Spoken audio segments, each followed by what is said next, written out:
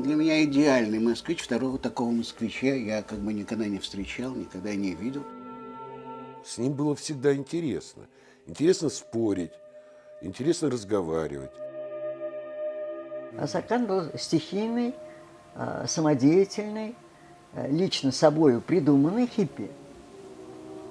Единственное, что делает хорошо, это он писал хорошо. Его статьи хорошие статьи. Он был личностный катализатор. На похороны Александра Асаркана пришло всего несколько человек. Мы с Яном Каганом прилетели из Лос-Анджелеса. Дочь Аня и падчерица Юля приехали из Оксфорда.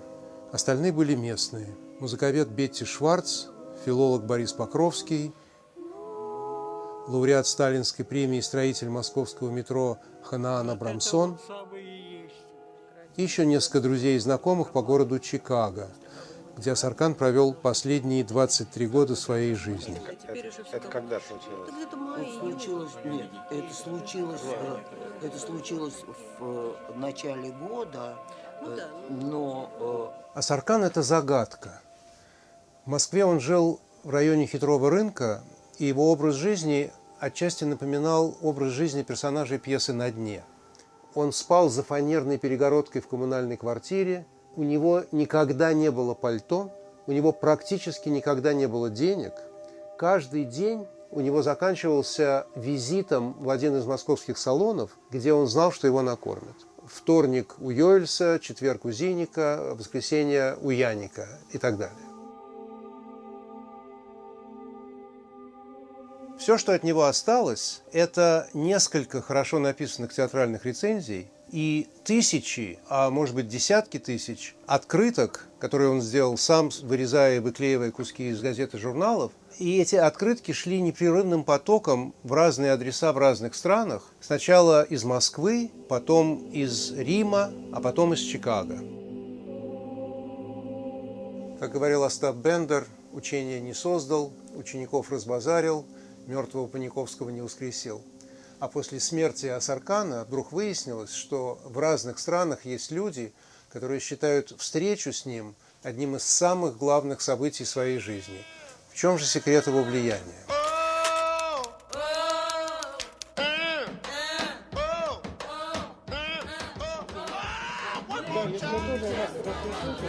Потому что это его вся антилитераторское, так сказать, существование, оно на самом деле есть акт литературы. Я до сих пор помню отвратительный запах Асаркана. Он не был шизофреник, но, так сказать, шизоидность его характера, так сказать, для медика абсолютно очевидна.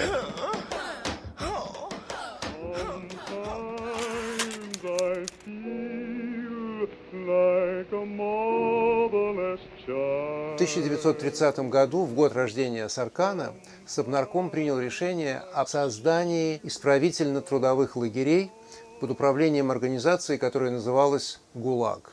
Асаркан родился 26 марта 1930 года. Примерно в эти же дни, в марте, Михаил Булгаков написал письмо Сталину с просьбой выпустить его за границу. В апреле покончил с собой Владимир Маяковский. В этом же году были засекречены географические карты.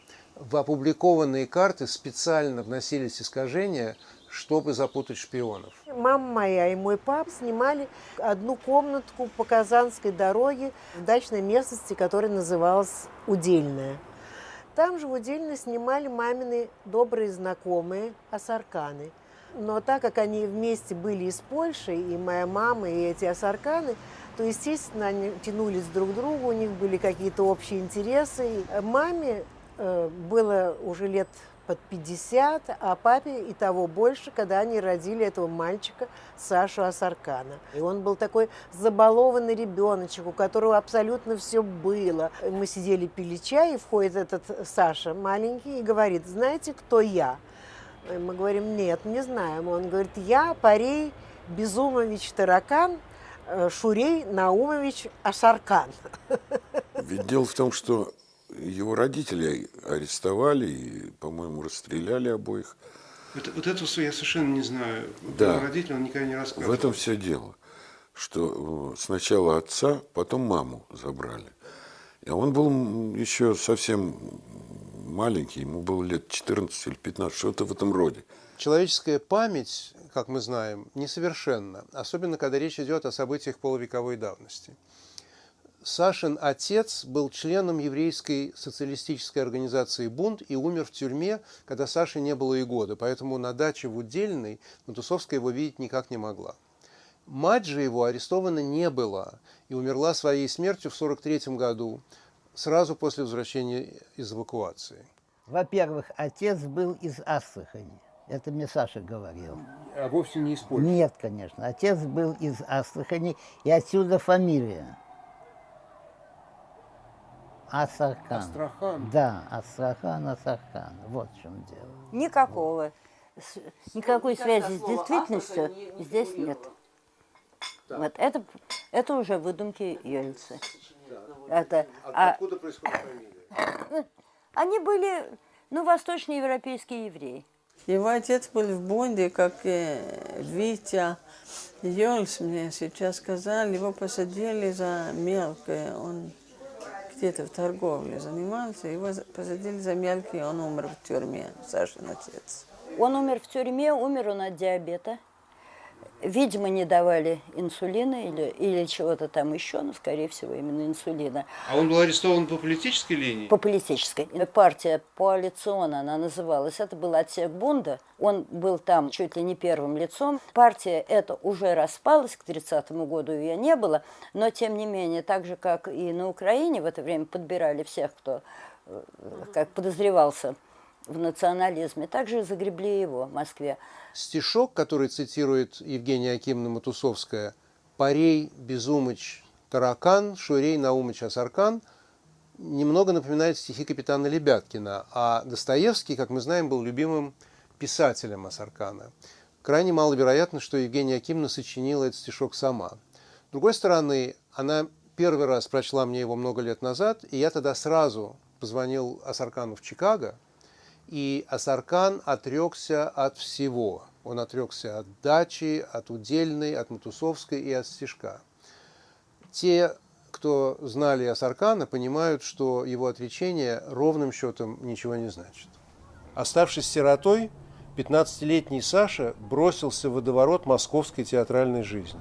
Он бегал по театрам, он бегал по театральным очередям, он был организатором этих очередей, а эти очереди – это была московская жизнь, потому что был бум такой интереса к театру. Каждая постановка была явлением. Саша, вот почему, очевидно, я его запомнил тогда, он был осведомленнее всех. Причем не было вопроса, на который он бы не находил ответ. И занимали мы очередь с 6 утра обычно. И там я в очереди познакомился с Сашей. Он, конечно, произвел такое странное впечатление. Первое было впечатление. Но мы очень быстро сдружились, потому что мы вместе бегали в подъезд школы-студии МХАТ. Там была столовая, а поэтому подъезд рано открывался.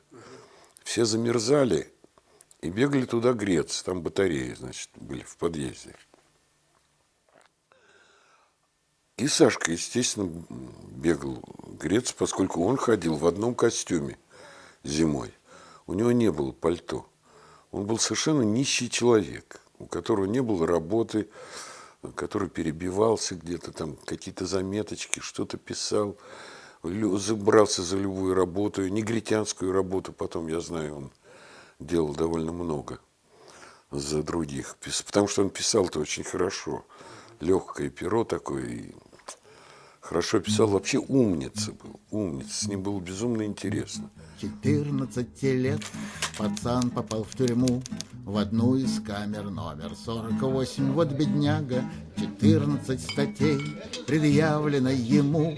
Политбандит, вообще семит, и неизвестно чей намит. Ты поджигатель, кажется, Кремля, не то Рейхстага. Вот это передряга. Лето 45-го года Саша гуляет по Москве, бросивши школу. 45-го года. Кончилась война в Германии. Сашка был 15 лет. Да, и началась война с Японией. Саша страшно этим скандализован. Подходит к своей машинке, пишет такой текст какой-то. Какого черта примерно, значит, почему, значит, наши сражались, выиграли эту войну, американцы там только обещали нам второй фронт. Какого черта, пусть они и воюют, мы свое дело сделали. И что Саркан, известный своим патриотизмом, как бы сказать,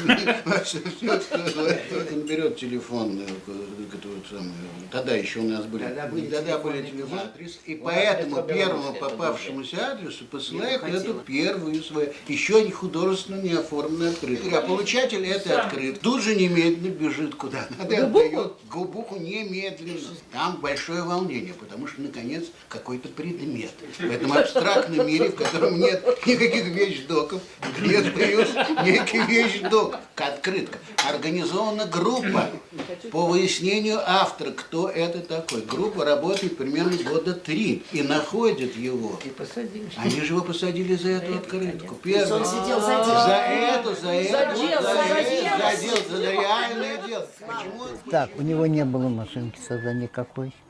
Он был возмущен тем, что, значит, наши ввязались в войну с Японией.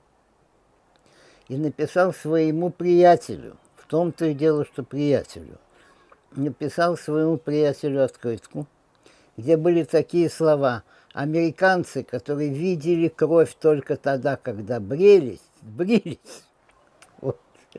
вот, пусть они и воюют, нам нечего там проливать свою кровь. Вот это все ерунда. Как на самом деле? На самом деле было так. Значит, он написал эти самые листовочки, которые, значит, против войны с Японией. Листовочка, а не открытка? Нет. Это были листовки в количестве, что ли, 3, то ли 4, то ли 5, может быть, штук. И поприклеивала их на двери, в общем, недалеко от своего жилья. Вот. Они, что его тотчас же, они не просто их сняли, его вычислили. Написаны они были даже не левой рукой. Но сидел он с очень хорошими людьми. Там сидели профессора какие-то, которые с мальчиком, они занимались. Им было это интересно. Ну и, наверное, облегчало и их существование какое-то. И поэтому он там получил довольно хорошее образование по разным областям знания. В том числе и итальянский язык он выучил там, в тюрьме. В 1951 году была создана Ленинградская тюремная психиатрическая больница. Это было мрачное здание на Арсенальной набережной в Ленинграде. И туда и попал Саша Асаркан, которому тогда был, наверное, 21 год. И там он столкнулся с людьми, совершенно не похожими на тех советских людей, с которыми он имел дело до сих пор. Его учителями, а потом и друзьями стали поэт Юрий Ахенвальд, внук знаменитого критика Юлия Ахенвальда, который был выслан на так называемом философском пароходе вместе с Бердяевым, Лоским и другими в 1922 году. Там же он подружился с автором герметически непроницаемой прозы Павлом Улитиным и поэтом и математиком Александром Есениным-Вольпиным. Асаркан там довольно быстро стал центром общения ремиссировавших или полуремиссировавших психов. Вот. Главным образом за счет того, что он устраивал самодеятельность. И он написал пьесу а-ля Шварц, кажется, даже на основе Шварца, которую весь сумасшедший дом и ставил. Все это занимало их жизнь в течение нескольких месяцев абсолютно целиком, и спектакль был поставлен. Правда, цензуру не прошел. И второй раз играть не дали. Вот знаю этого. Вот. Кроме того, я помню, как Юрка и Сашка на перебой рассказывали, что там был организован хор невменяемых убийц, который исполнял песню о Сталине. Вот. Песню о Сталине разрешено было петь только не политическим. А не политические в ЛТПБ, это были невменяемые убийцы. Понятно. Вот поэтому это так и называлось. Хор невменяемых убийц.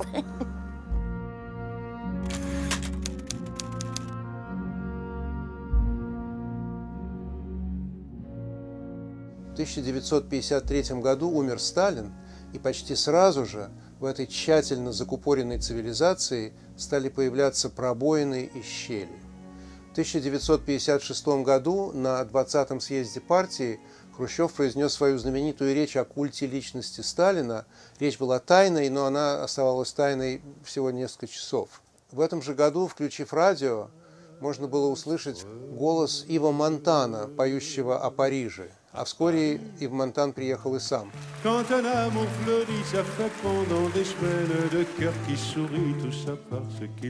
Голос Монтана хорошо сочетался с выставкой Пикассо, которая проходила в том же самом 1956 году в городе Москве. В 1957 году был запущен первый советский спутник, а в Москве открылся 6-й международный фестиваль молодежи и студентов.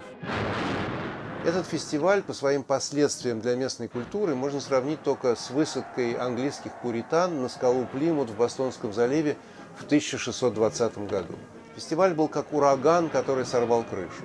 Сквозь открывшуюся дыру в Россию хлынул поток спектаклей, книг, слов, понятий, философских теорий и кинофильмов. И вот одним из них был бельгийский фильм 1955 года «Чайки умирают в гавани». И этот фильм потом несколько лет крутили по центральному телевидению. Этот фильм был снят в несколько экспрессионистской манере. Сюжет был не очень понятен, но для меня это был фильм про Асаркана, сидящего в кафе «Артистическое».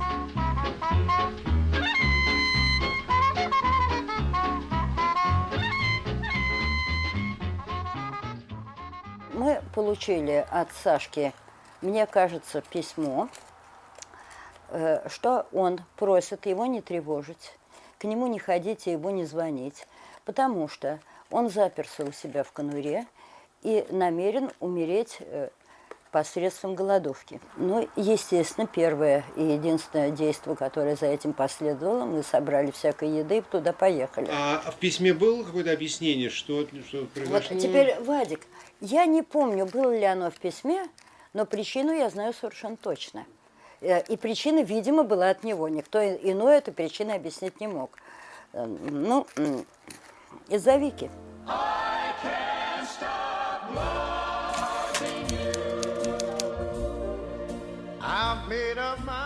Все началось с того, что кто-то решил, что Асаркана надо женить на Ларите Марксити. Лариту привез из Америки в 1932 году в возрасте 16 лет ее отец, серб Милан Маркшич, который из любви к Карлу Марксу поменял свою фамилию на Марксити. В России семья Марксити довольно быстро распалась. Мать умерла в 1937 году от воспаления легких, успев проклясть мужа за то, что он привез ее в эту дикую страну. Милош женился на другой, брат Лариты уехал в Запорожье строить Днепрогэс, и она осталась совершенно одна. И в 1943 году от одиночества и отчаяния вышла замуж без большой любви за негритянского актера и певца Вейланда Рода, который приехал в Россию искать равенства и расовой гармонии. Это что, была любовь с первого взгляда? Нет. У меня, может быть, у него было ко мне интерес. Но у вас а к у меня нему... никакой абсолютно. Абсолютно ноль? Нет. А зачем же вы вышли за него? Но он так уговаривал, я тебе как куклу одену. И тебе будет теплый зимний пальто. У меня никогда не было, поверь, всегда можно. Она родила ему двух детей, Вику и Вейланда-младшего.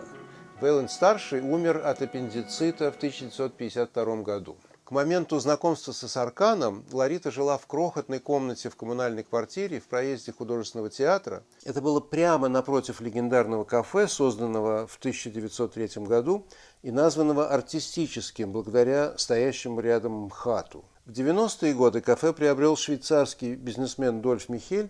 Название сменилось сначала на Артистико, потом на Дезартист, а теперь на Иль Патио. Проезду МХАТа к этому времени вернули его старое название Камергерский переулок. Вике было 15 лет, Вейланду 11 или 12. И у Вики тогда был роман с Ленькой Невлером, который был старше ее, наверное, года на 4. Асаркан стал бывать в доме Лариты в качестве жениха и потенциального отчима Вики и Вейланда. Вейланд его обожал. Вике он тоже нравился, хотя, по ее словам, она не видела в нем мужчину. Саша Асаркан – это, конечно, для меня легендарная личность, и он сделал в моей жизни большой переворот, потому что я воспитывался в основном женщинами, мамиными подругами, и оттянулся очень к мужчинам. Вот. Я не могу сказать, что Саша, сеньор, обладал всеми мужскими достоинствами. Вот как для мальчишки, да, он не был ни мышечного вида, да. Не играл в футбол. Да, не играл в футбол, и не дрался, и не пил в подворотнях. Но для меня он был все-таки мужчиной, и главное, что меня поражало, это то, как он разговаривал. Для меня было что-то новое. И мне всегда казалось, что он такой гениальный, умный человек. Вот, на которого мне надо равняться. Ну, а потом появились все вы, там всякие Фейнсоны, Геликманы. Подожди, до того, как появились мы, да. Он собирался жениться на твоей маме. На моей маме? Я первый раз об этом слышу.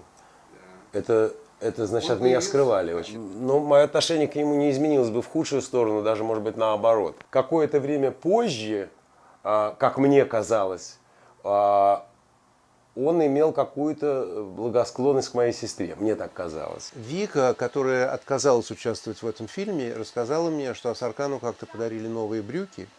И когда он появился в этих новых брюках в их квартире, она увидела в нем мужчину и немедленно в него влюбилась. Их страстный, бурный и абсолютно платонический роман, в отличие от ее романа с Ленькой, продолжался всего несколько дней. И в какой-то момент они решили, что пора признаваться Леньке, поехали к нему.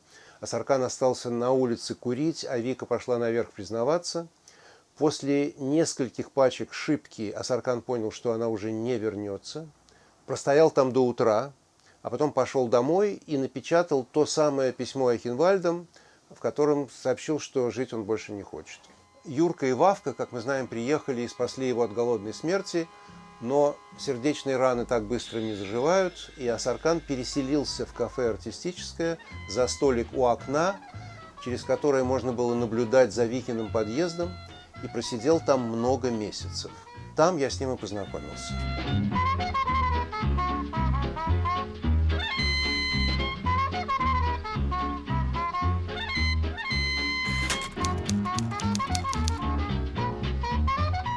Оля жила в доме правительства, он же дом на набережной, на 10-м этаже, прямо над кинотеатром «Ударник». Мы оба учились тогда в 9 классе, но в разных школах. Оля училась в центре, ее подругами были Алла Стаханова и Лена Щерс, внучки советских знаменитостей, а я жил недалеко от Сокольников в Пролетарском районе. Поэтому Оля была для меня, во-первых, представительницей высшего общества, а во-вторых, она была моей учительницей жизни, потому что от нее я впервые услышал такие слова, как джинсы, фарцовщик, Фрейд и Асаркан.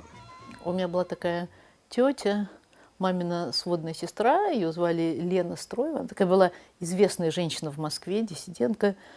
И вот однажды она привела Сашу к нам в дом, в Ударник, в Дом правительства, потому что ей хотелось, чтобы мама моя познакомилась с Сашей, поскольку Саша был вместе в ленинградской тюрьме, в ленинградской психиатрической больнице тюремного типа, как она называлась, да, а вместе с маминым отцом, с моим дедушкой. Более того, этот дедушка мой, он, оказывается, научил Сашу итальянскому языку, то есть он занимался с ним. Мне было 15 лет, наверное, ну, конечно, не только взрослый, но уже какой-то старый человек. Но, правда, помню, что я заметила очень голос приятный. Даже подумала, не соответствует такой старик, а такой приятный молодой голос. Вот я помню эту мысль. Сколько ему было лет? Наверное, 27, да? Нет, ему было 30. Угу. Первый раз я увидел Асаркана как раз в Олиной квартире. Это было одно из этих странных постфестивальных сборищ. Все стены были украшены абстрактной живописью Олиного дяди Юры Титова, мужа той самой диссидентки Лены Строевой. Квартира была до отказа заполнена людьми. У стены на коврике сидел босой, бородатый человек с африканским барабаном. Он бил в этот барабан и произносил монолог, в котором попадались слова Лао Цзы и дзен-буддизм. Все это вместе, босые ноги, барабан, его шаманские интонации и незнакомые слова произвели на всех присутствующих, включая меня, совершенно гипнотическое впечатление. Когда он замолк, наступила абсолютно мертвая, благоговейная тишина. Ее нарушил худой, лысеющий, оборванный молодой человек, сидевший в углу. Он так вот негромко, но чтобы услышали абсолютно все, сказал: да, все это, конечно, можно прочесть в третьем зале Ленинской библиотеки. И после точно выдержанной паузы добавил, так иронически скривив губы: правда, без барабанного боя.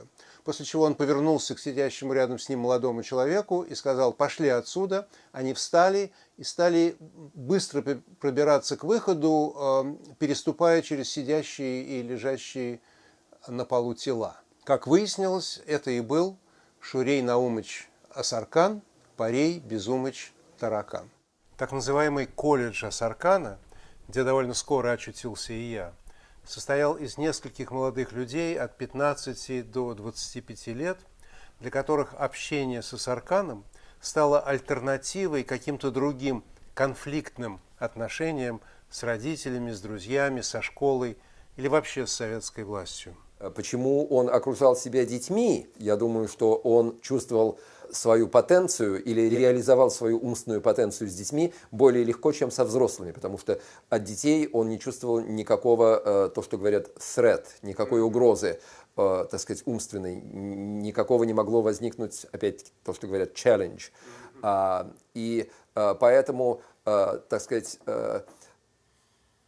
с детьми он мог быть своим самым умным вариантом, чем он, так сказать, вариантом, который ему было труднее проигрывать, очевидно, со взрослыми.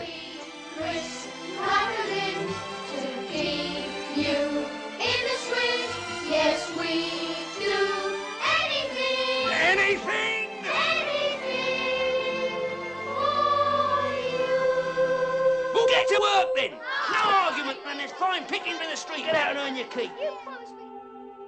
19 июля 1960 года. В крохотной комнате Асаркана трое. Оля, Саша и я. Единственный предмет мебели это старый продавленный диван, на котором мы трое разместились с разной степенью комфорта.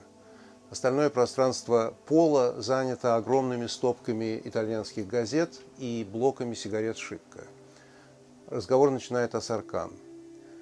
«Нам с тобой нужно серьезно поговорить», — говорит он мне. И разговор будет об Оле. И, в принципе, мы должны были бы выйти в другую комнату, но поскольку у меня нет другой комнаты, мы будем говорить при Оле, но будем делать вид, что ее здесь нет. Такая была у него режиссерская находка. Дело в том, что Оле пришла в голову безумная идея, что она в меня, видите ли, влюблена. Это, конечно, блажь, и я эту блажь из нее выбью, но это может занять некоторое время. Самое неправильное, что ты можешь сделать в этой ситуации, продолжает Асаркан, это сказать: а ну вас к черту, хлопнуть дверью и уйти. Вот этого делать ни в коем случае не надо, потому что без тебя вообще ничего не получится, все развалится, ты должен остаться. Я понимаю, что ситуация странная, но я обещаю тебе, что Олю я тебе верну в целости и сохранности. Он провоцировал других, но сам считал себя режиссером. И в этом смысле этот человек, конечно, аморальный. Как аморальный всякий режиссер, который переносит законы действительно театральной сцены на жизнь. Я в этот момент не понимала, что там, скажем, тебе это, скажем, неприятно слышать. О твоих чувствах совершенно не думала и как бы даже не предполагалось. Почему Оля не думала о моих чувствах, совершенно понятно. Дело в том, что Асаркан был для нас абсолютным авторитетом. Его слова были важнее, чем все, что говорили учителя, родители, все, что было написано в книгах. Он взял на себя руководство ситуацией, и он объяснял нам, что мы чувствуем, и говорил нам, что мы должны делать. То есть он в каком-то смысле лишил нас свободной воли. Он как раз гораздо меньше свое творческое начало осуществлял, чем свое начало власти. Ему было совершенно достаточно намазать 2-3 листка вот этим своим замечательным медом, смешанным с ядом и со всем прочим, чтобы на него слетелись, и чтобы вы жужжали, трепещая, трепыхались от своими крылышками, отдирали ножки или, наоборот, блаженно пили это все прочее. Вам было важно, чтобы вы жужжали от счастья, погибая в его меду. Саша говорил, ну ладно, ты иди сейчас потихоньку, сейчас я выгляну в коридор, посмотрю, что там делается, как соседи там, все тихо, можешь идти умываться. Я шла умываться там как-то, как я могла, ничего у меня не было, даже зубной щетки с собой не было, естественно, но как-то. Ну, у него тоже не было зубной щетки, поэтому это не имело значения. Да. Значит, потом он говорит, ладно, хорошо, можешь ложиться. Ложиться, как ты сам понимаешь, кровать была очень грязная. Я, конечно, не раздевалась, как я помню, ложилась там в одежде. И он говорит, ты спи, а я буду сидеть читать, и тут у меня свои дела есть. И он никогда не ложился, надо сказать. Я действительно как-то засыпала. Он говорит, вот читай, вот на тебе, читай Пруста. Я читала Пруста, потом засыпала на Прусте. И я помню, что он тихой такой рукой, приятной, у него маленькая рука, кстати, была. И у Танюты эта рука, очень похожа на Сашину руку. Такой маленькой, аккуратной, белой рукой. Я помню эту руку, он так осторожно забирал книгу из-под меня. Я уже спала просто. Он сидел всю ночь, стучал на машинке, не мешал, кстати, звук не мешал, читал. Я помню, что я уже под утро просыпалась, а он все сидит, ужасно накурено, сидит, курит и читает. Он не ложился. Вот сколько раз я у него ночевала в этой его постели, он ни разу не ложился туда. Саша полностью излечился от любви к Вике, хотя и продолжал по инерции ходить в кафе «Артистическое». Тем более, что сидевшие там актеры, режиссеры, искусствоведы, художники, журналисты, там, например, сидели Игорь Кваша, Олег Табаков, Наталья Крымова, туда заходил Анатолий Эфрос, там бывал Олег Ефремов, там всегда сидели художники Юло Соустер и Юра Нолев-Соболев. Все они готовы были купить Асаркану очередную порцию двойного эспрессо, а иногда даже сосиски с горошком.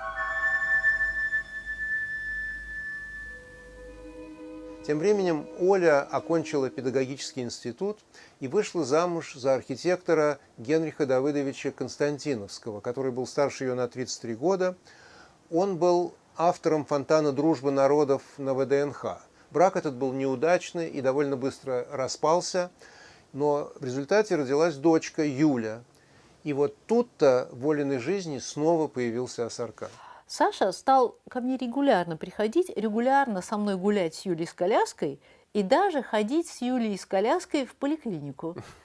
Как выяснилось потом, Саша вдруг безумно в меня влюбился, просто совершенно безумно. Все, это вообще был для него конец, он мне потом объяснял. Он меня хотел, например, один раз вытащить, чтобы я пришла и послушала Оливера.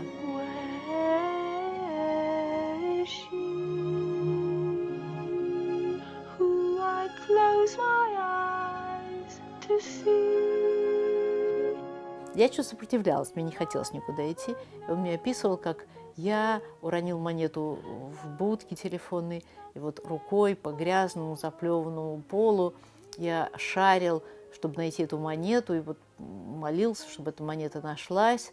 И вообще говорил, что вот если эта монета найдется, то я готов отдать за эту монету там пол своей жизни. И вот она нашлась, и вот я тебе звоню. Вот так вот было. Ну, и так это продолжалось, скажем, несколько лет. Ну и так далее. Вот так вот дело у нас, как бы мы стали ближе, и там стали выходить к Ахенвальдам, вот все эти гости. Потом какой-то один вечер как бы я не пошла домой, пошла к нему, ну и там уже начался более серьезный роман, и, так сказать, вроде я забеременела, скажем так. И Саша, когда узнал, что вот, возможно, там какой-то ребенок будет, он просто сошел с ума. Он стал вообще говорить, я вот напишу твоей маме письмо, что я вообще могу зарабатывать деньги, вот 5 минут я посижу, это уже 1000 будут, мне это ничего не стоит, у меня просто не было стимула. И была свадьба с Сашей. Кстати, надо сказать, Саша к этому ко всему очень серьезно и проникновенно относился. То есть совершенно без всякого цинизма, наоборот, даже приоделся, ее лесовой приодел. У него был какой-то свитер очень приличный, новый. брюки, ботинки, все было на месте. Выглядело не так, что бродяга пришел, а пришел такой уважаемый человек, даже по виду было. Ну, и потом вот родилась Аня, и потом пошла уже совершенно другая жизнь, конечно. Надо сказать, что у Саши есть такое качество, что как бы и всегда было, что Саша очень мог и умел заманивать людей в какие-то ситуации, а потом в какой-то момент эту ситуацию он бросал. Такое понятие, как папа, у меня не было. Он был Саша всегда. Он был Саша, и он не разрешал называть себя папой? Или просто я даже не знала, что он папа лет до 6. Да? Да, я даже не знала, что вообще должен быть папа какой-то. Не разрешалось строго не разрешалось, если мы идем вместе, не разрешалось в толпе крикнуть «Саша!» и этим выдать тот факт, что его зовут Саша, и что мы вместе, что кто-то там на него какие-то права заявляет. Да. Я помню, что, наверное, года 3, может, было, что мы идем, и Саша и мама держат меня за руки. Угу. И мы идем куда-то в гости. Я спотыкаюсь и падаю, головой ударяюсь о тротуар. И Саша говорит, ну пусть лежит, пошли дальше. Да, совершенно верно. Мама, да? я не помню, что говорит, но мама как бы на мной клохочется, а Саша, ничего, заживет. Что-то, да, ничего, вообще, все чепуха. Все чепуха, точно. Идея подмять человека, найти какие-то слабые какие-то звенья, расщепить его и превратить в нечто другое, в нем существовала, в открытку, да. С Сашей бытовая жизнь, она, конечно, не получалась и не могла получиться вообще. И вот надо по правде, если по-честному говорить, что вот его магнетизм, его обаяние безумное, вот в этот момент для меня вдруг исчезло, его не было совершенно. Я пыталась с ним ходить в гости, уже имея 2 детей. Аня была маленькая, Юля постарше, все-таки я ходила с ним. Все было расписано: четверг там Долгопрудный, пятницу чего-то, в субботу Яник, по-моему, что-то такое было.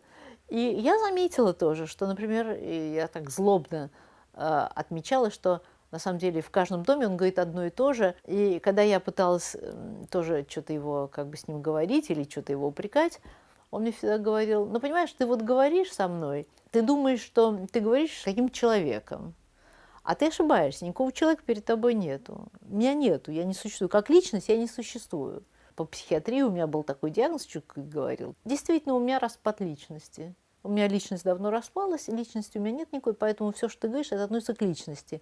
А человек, у которого нет личности, он тебе ничем ответить не может. Такой был ответ мне.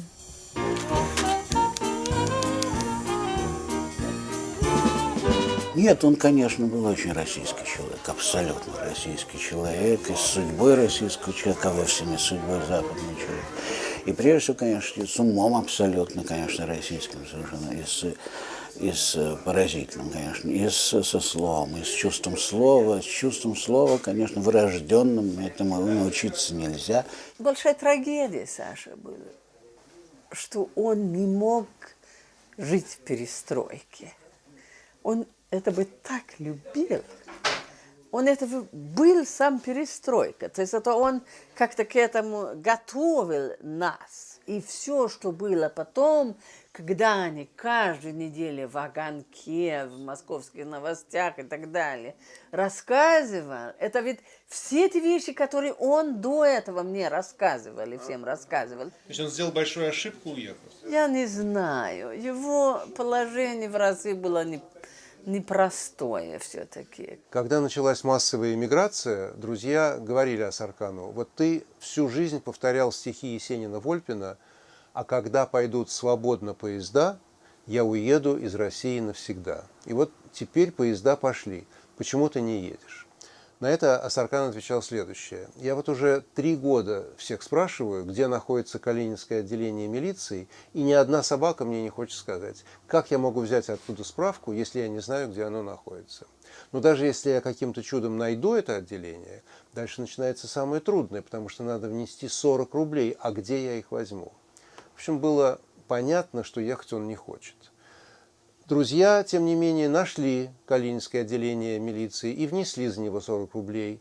И Асаркану ничего не оставалось сделать, кроме как взять в одну руку пластиковый пакет с 5 блоками сигарет «Шипка», а в другую пишущую машинку «Эрика» и поехать в аэропорт Шереметьево. Почему он сначала ничего не сделал для того, чтобы уехать, а потом ничего не сделал для того, чтобы остаться?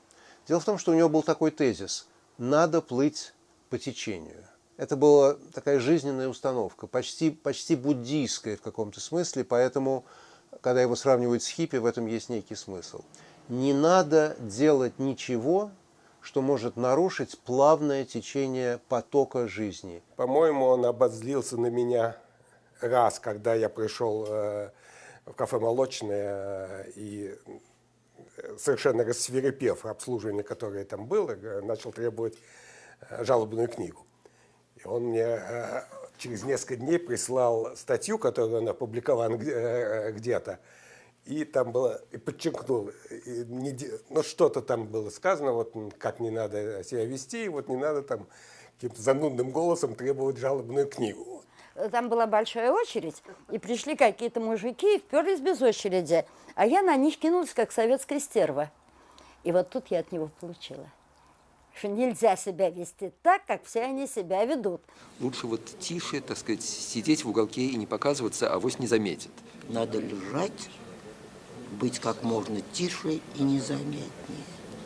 И это так стало страшно от этого. Как все иммигранты, он был отправлен сначала в Австрию, а потом в Италию. Друзья в разных странах попытались помочь ему там остаться. Он все знал про Италию, включая язык. Но, как можно было предположить, он ровным счетом ничего не сделал, чтобы остаться. И вместе с потоком иммигрантов был отправлен в Америку. Его распределили в Чикаго.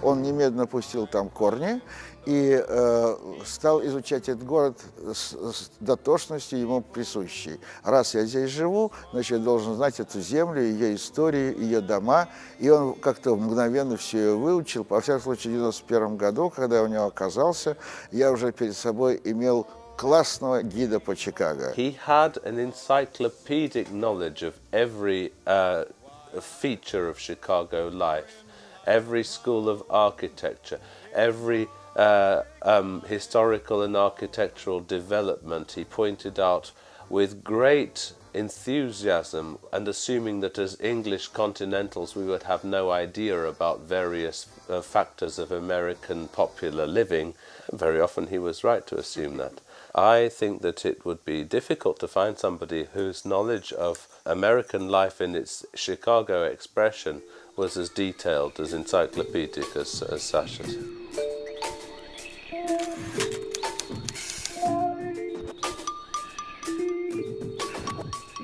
В его отношении к жизни вот были эти два момента. С одной стороны, такой подход стоика или йога. И он часто говорил, так сказать, именно употребляя термин йога. Например, всегда он говорил, вот вы все неправильно делаете, вы ходите по врачам, принимаете таблетки, а я слушаю собственный организм. И в какой-то момент, это было 3 года назад, я пришел к нему, и у него были страшные боли в ноге. И он снял носок, и я увидел, что у него гангрена развелась, что нога вот просто вся до сих пор черная.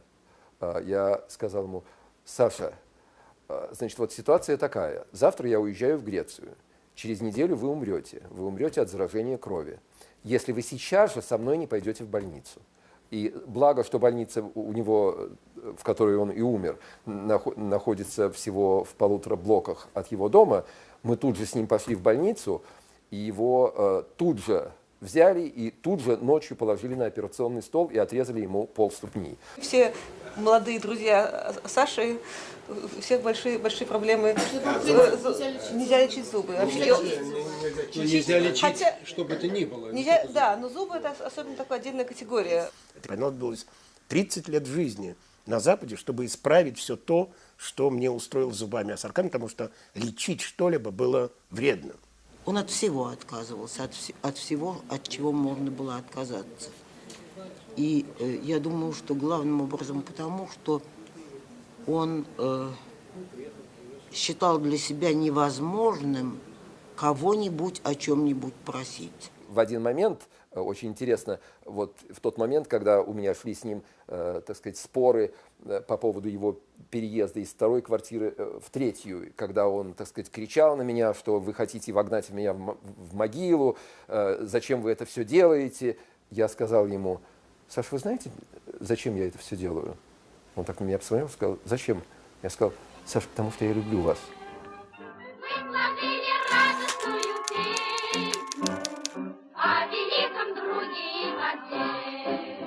Вы его употребляли взамен Сталина.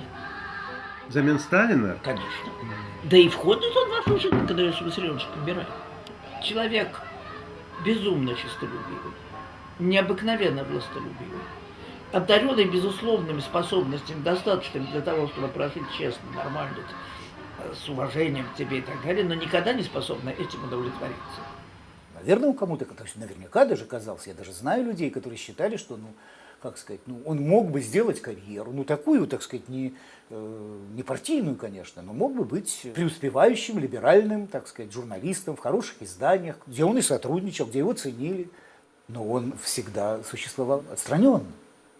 И он знал тот предел включенности в социум. И это и было не демонстративным протестом. К сожалению, творчество Саркана, замечательного, я бы сказал, выдающегося театрального критика, разбросано по периодическим изданиям, и собрать его статьи о театре, о кино просто необходимо, это наш долг. Он был личностный, простите меня за эту абракадабру, хорошо? Угу. Личностный катализатор. А что это значит? Это человек, который, ведь вам это известно, я думаю, что не каждый человек личность. Конечно. Личностный катализатор – это человек, сам личность, разумеется, который катализирует в других личностное начало, о котором они сами могут не иметь ни малейшего представления. Понятно? Но интересно, что его влияние было более-менее в равной степени положительным и отрицательным. А это обязательно, потому что реальный вред и самому себе, и другим может принести только личность. Реальное влияние. И хорошее, и плохое может иметь только личность. Человек, оставивший след в русской культуре. Он фигура типичная, на мой взгляд, именно для 60-х годов. Акуджава с расстрелянным отцом и с сидевшей матерью. Главный прозаик Юра Трифонов, у которого та же самая история. Главный режиссер этой эпохи Куцыев. Та же самая история. Федоров, у которого все чинят глаза, знаменитый глазник. Та же самая история. Значит, расстрелянный отец, сидевшая мать. Некоторые из них вообще выносят это за скобки, как Вася Аксенов. Но можно только по косвенным признакам догадаться о травме какой-то общей разного рода для этого поколения. Она в любовных отношениях, не складывающихся семьях, меняющихся женах, трудных отношениях с детьми или вообще не выстраивающихся отношений с детьми, потому что они не видели этого, они этого не знают, у них не было этого примера вообще каких-то таких семейных отношений. У него ситуация еще более страшная, чем у них у всех. Мало того, что у него такая предыстория, но ведь он и сам провел 5 лет. Это огромный срок. Пережив то, что он пережил, и выстроив потом такую жизнь и такой образ, который он выстроил, это, конечно, безусловно свидетельствует о силе характера и очень большой харизматичности. Он был, во-первых, режиссером самому себе, конечно, прежде всего. И он сам, по-видимому, собой ставит некоторую пьесу такого абсурда. Существование человека, вот в этом совершенно и возможность сохранения или несохранения свободы, на тюремной койке, он же там тоже какие-то спектакли, там же это тоже все. Он опережает буквально Петера Вайса, который там они ставят Маркиза де Сада в «Сумасшедшем доме». Помнишь, такая знаменитая была как раз в 60-е годы, чрезвычайно он это чувствует каким-то, он вообще человек невероятно чувствующий время. И нюх у него был потрясающий. Кстати говоря, на талант и на то, что пойдет. Это сейчас бы он мог бы быть, как мы вообще сказали, промотором таким, потому что он один из первых пишет рецензии на Акуджаву. Когда-нибудь мне уберечься не удастся. Он первый написал рецензию на Винни-Пуха. Да, я хотела сказать, на Винни-Пуха, который вообще стал образом времени. Я помню, что, наверное, ты тоже помнишь, что он много читал стихов. Это было в те года, от которых не осталось ни следа. И что-то такое это было в той стране, о которой не загрезишь и во сне. Вот так вот я помню, такие строки были. И, конечно, это было удивительно. И главное, что вот эта вот вечерняя Москва, ночная Москва, она почему-то очень напоминала вот этот лес даже для меня. Все это ужасно запало. И как-то почувствовал что-то необыкновенное. И вообще, на самом деле, почувствовался вкус к жизни, которого раньше не было. На самом деле, вот этот момент с Сашей был, может быть, действительно самым приятным, самым интересным моментом вообще во всей жизни. А Саркан, скорее всего, не знал книги американки Джейн Джейкобс «Смерть и жизнь великих американских городов» 1961 года, но они, безусловно, были единомышленниками. Он тоже всегда настаивал, что по городу надо ходить пешком. Именно так он жил в Москве, в Риме и в Чикаго. И вот эта его идея пешеходного освоения города до какой-то степени делает его предшественником Ги Дебора и французского ситуационизма. Интересно, что графика его открыток очень близка к стилю публикаций ситуационистов. Для меня шатания со Сарканом по Москве на какое-то время стали моими университетами. «Посмотри, — сказал он мне однажды, — вот на этот балкон в балконе. Ничего подобного нигде, кроме Москвы, ты не увидишь». И это замечание стало тем зерном, из которого потом родилась моя кандидатская диссертация о сталинской архитектуре. Умный человек всегда понимает степень своей талантливости. И он понимает и свою ограниченность, что он не может, как Акуджава, что он не может прозу. Но он человек умный, он человек сильный, он прошел через очень тяжелые, так сказать, вещи. И он начинает выстраивать свою жизнь вокруг того, что дано ему. Они недаром говорят, это такой предхиппи, это первый хиппи. Значит, это смешно, конечно, потому что он вообще-то не хиппи, он персонаж Камю, конечно же. Потому что он совсем не человек вот этих, так сказать, цветок вообще и все. А он человек, кстати, очень урбанистический. Потом он это докажет в Чикаго. А вот это отдельное существование человека-одиночки, который в несвободном и агрессивном мире может где угодно надеть на себя шапку-невидимку и быть как будто бы свободным. Но почему ему удалось вокруг себя собрать такое количество народу? Почему ты, когда нажимаешь в интернете на слово «Саркан», вылезает очень много, кто это был такой. Почему там разные люди, которые сыграли какую-то роль в культуре, потом и так далее, вспоминают о нем как о человеке, которым что-то сказал, какой-то путь указал. Он им показывал возможность вот такой вот жизни. Наши отношения со Сарканом были своеобразным симбиозом. Манипулируя нами, он как бы переселялся в нас, сытых, благополучных детей из приличных семей, и через нас переживал то самое счастливое детство, которое у него было отнято. А мы, переселяясь на одну ночь из чистой постели на грязный прокуренный диван, через него как бы осуществляли тот самый акт бунтарства и неповиновения, на который у нас самих никогда бы не хватило смелости. Главное, что он сделал для нас, это он показал нам, что можно быть свободным в условиях тотальной политической несвободы.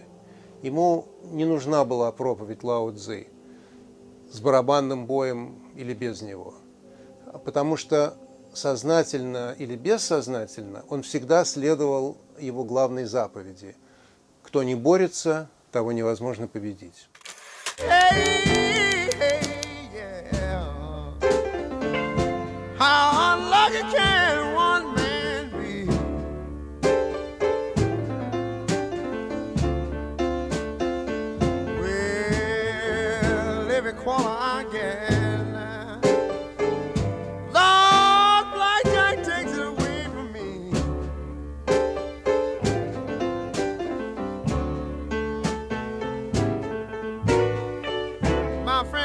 Around me because I've been so blind.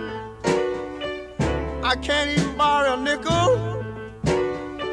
Now I've almost lost my mind. Hey, hey, hey, yeah. How unlucky can one man be?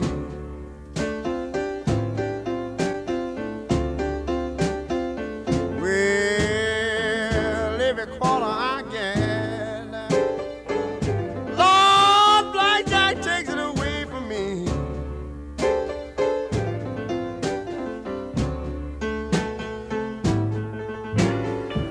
В аллее городского сада пить молча кислое вино, не думать, что близка награда, а ждать того, что суждено. Это Саркан.